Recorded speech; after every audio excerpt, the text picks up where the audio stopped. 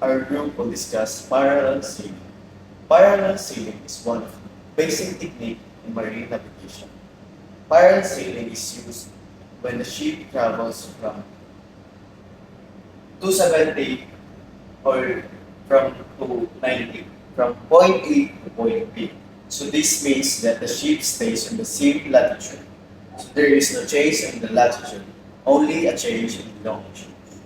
So parallel sailing focuses on four um, elements.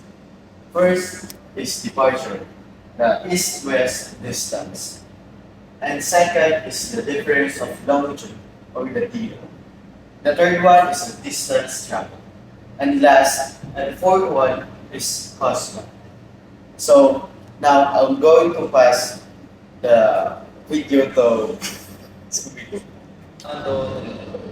Here's the sample problem. Problem 1, a vessel sails 270 degrees west for 120 nautical miles at latitude of 20 degrees north. Step 1, identify the given. Course is equals 270 degrees west. The distance is 100 nautical miles and the last is latitude equals 20 degrees north. So since step 2, since the distance is equal departure, the departure will be 120 nautical miles. So step 3 is compute the d long.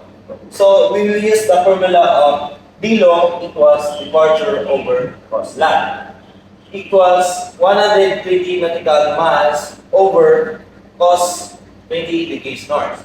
So the equivalent of cos 20 degrees north is 0.9397. So 120 nautical miles divide 0.9397 is equal 127.7. Since convert to degrees is divide to 60. So the difference of longitude will be 2.13 degrees west. Here's the sample problem 2. Initial position and final position is given. And find out course and stand. Since our initial position is 20 degrees north and longitude of 080 degrees east. And our final position is 20 degrees north and longitude of 110 degrees. Since we have same sign up, we use the minus. Step 1, we use define the difference of longitude.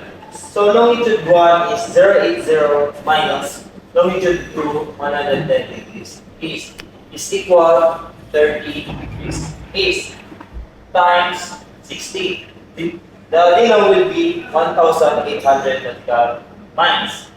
So step 3 is define the departure. So we use the formula of departure equals cos land times d long. Cos 20 degrees north times 1,800 nautical miles. Since the equivalent of cos 20 degrees north is 0.9397 times 1,800 nautical miles. So the departure will be 1,691.4 nautical miles. So the course will be 90 degrees. True. Why? Because from 080 degrees to 110 degrees east is increasing. So the sign will be east. So that's why the course is 90 degrees true from point A to point B.